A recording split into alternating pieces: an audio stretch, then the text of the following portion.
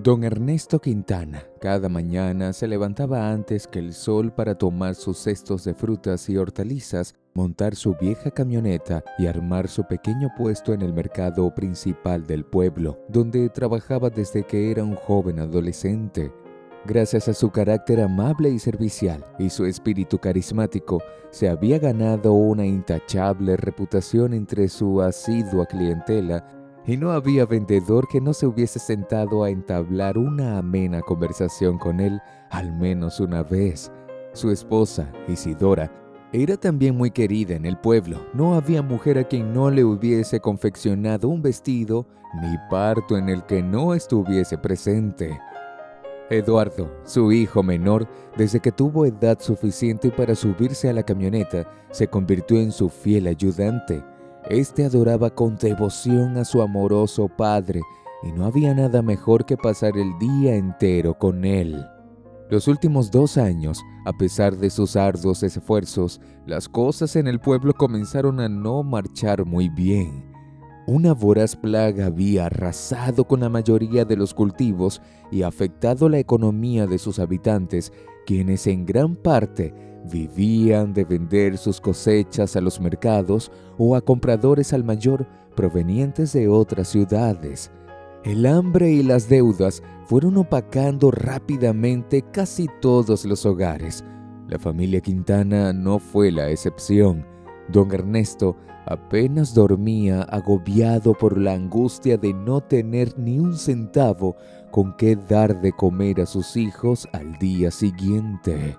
El concurrido mercado ahora yacía vacío y silencioso.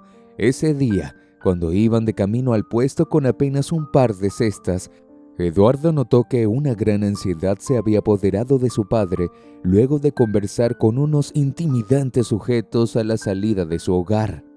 Intrigado por aquel comportamiento inusual, este intentó indagar qué ocurría, pero al preguntarle a don Ernesto qué le sucedía, este solo contestó: «Nada, mijo, no se preocupe.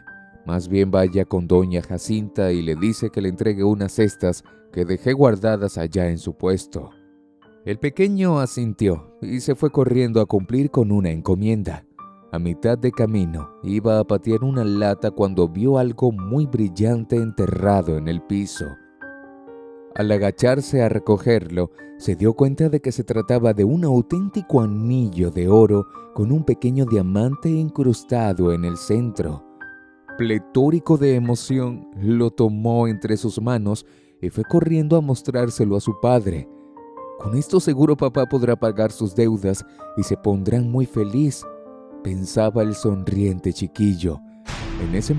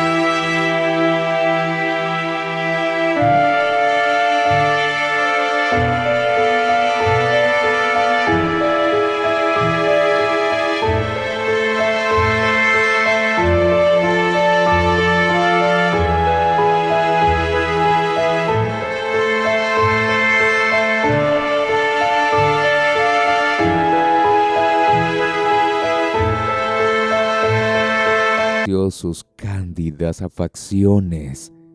Al pasar la conmoción, este recordó la existencia del anillo y se lo entregó a su madre, para que pudiesen saldar sus cuentas. El resplandeciente objeto valía mucho más de lo que habían imaginado.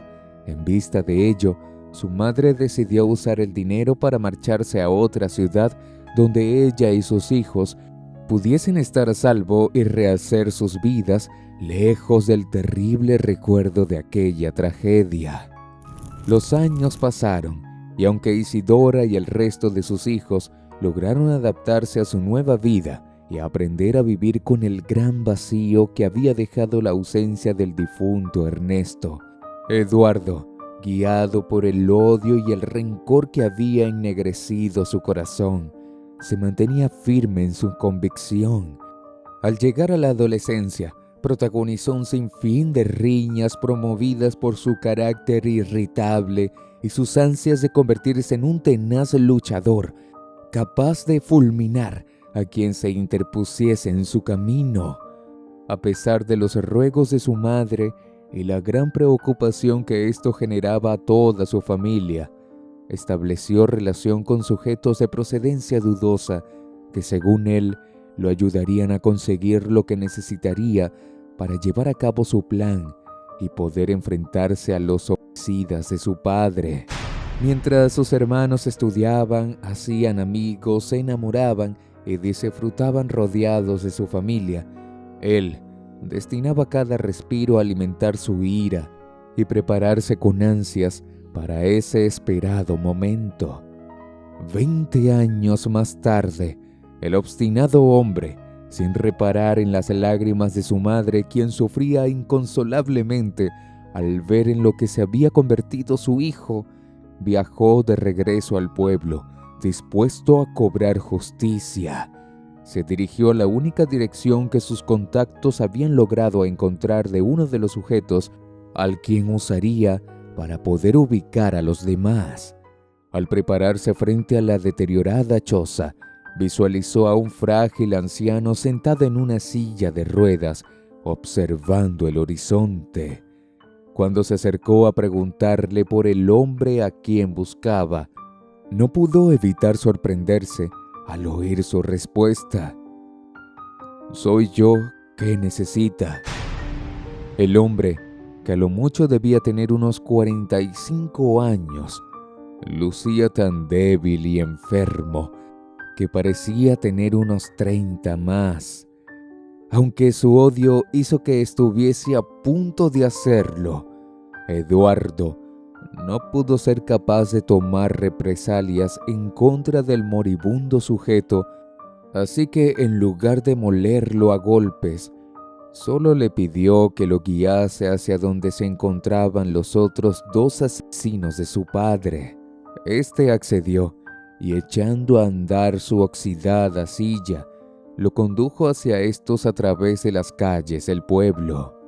«Ahí están», señaló al detenerse frente a 2 roídas lápidas a mitad del cementerio.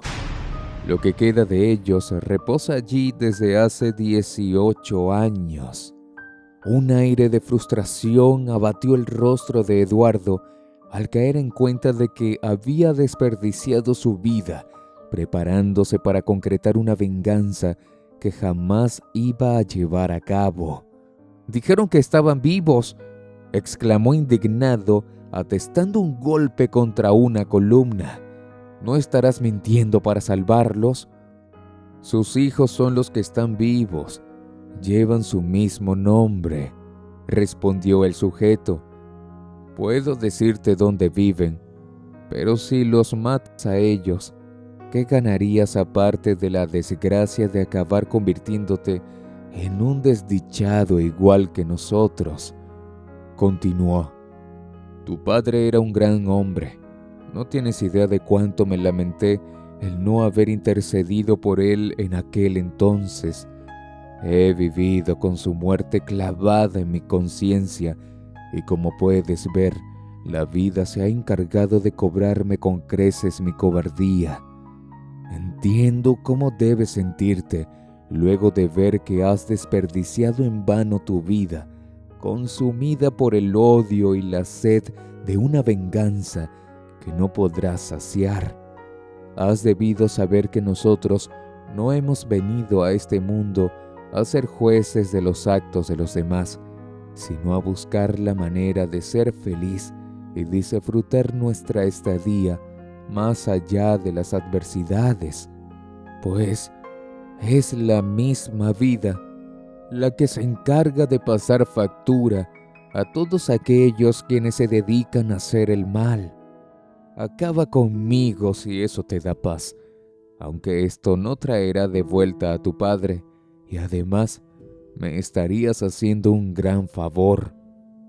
Ve a casa, muchacho, haz tu vida lejos del odio y honra a tu padre convirtiéndote en el hombre que él hubiese deseado que fueras. Culminó el moribundo antes de marcharse. Luego de entrar en razón y llorar sobre la tumba del difunto Ernesto, profundamente arrepentido por haberse permitido dejarse guiar por la oscuridad de esos sentimientos y haber hecho a un lado a su familia y a los nobles principios que él con tanto amor le inculcó, Eduardo regresó a casa y pidió perdón a su madre y hermanos por el dolor que los había hecho sufrir al verlo actuar de esa manera durante tantos años. Ahora el habilidoso agricultor, junto a su querida esposa, ha inaugurado un próspero local donde con la misma amabilidad que derrochaba su padre, despacha frutas y hortalizas a su cada vez más grande clientela y se encuentra a punto de tener a su propio hijo. Ahora quiero saber tu opinión sobre esta impactante historia. Déjame saber tus comentarios aquí abajo, dale me gusta y comparte este video. Y no olvides suscribirte para que no te pierdas las próximas historias que traigo para ti. Te deseo un feliz y bendecido día. Ahora te invito a que veamos juntos esta próxima reflexión a continuación.